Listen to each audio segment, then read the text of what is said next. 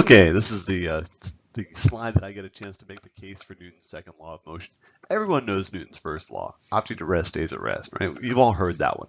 You've probably also heard the third law, which has to do with action-reaction. For every action, there's an equal and opposite reaction. Heard that before? I bet you have. That's Newton's third law. We're not there yet. Newton's second law, which to me is the most important of the bunch, doesn't stick in your head because it's wordy, right? Read this law of acceleration that's on the screen here. It's got a lot of stuff to it. So I like to think about it, I kind of break it down first of all. Let's look at that first clause. The acceleration produced by a net force on an object is directly proportional to the net force.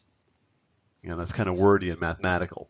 What it's saying, and I call this a Fonzie law. This is a 1970s reference. This, right?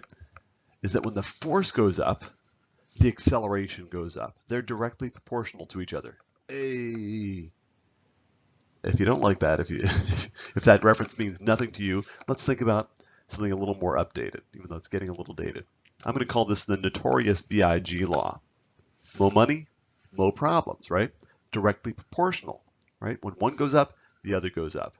When then one goes down, the other goes down, correct?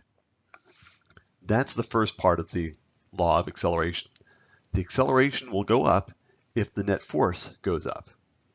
Now let's look at the second clause. It says the acceleration produced by a net force on an object is inversely proportional to the mass of the object.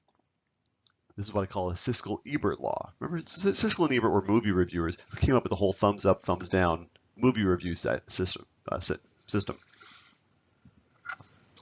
Their show was most entertaining when they disagreed, when the one guy liked a movie and the other guy didn't like a movie. That's why I call this the Siskel-Ebert law. It turns out when your mass goes up, your acceleration goes down. They're inversely proportional. That's why I call it a Siskel-Ebert law.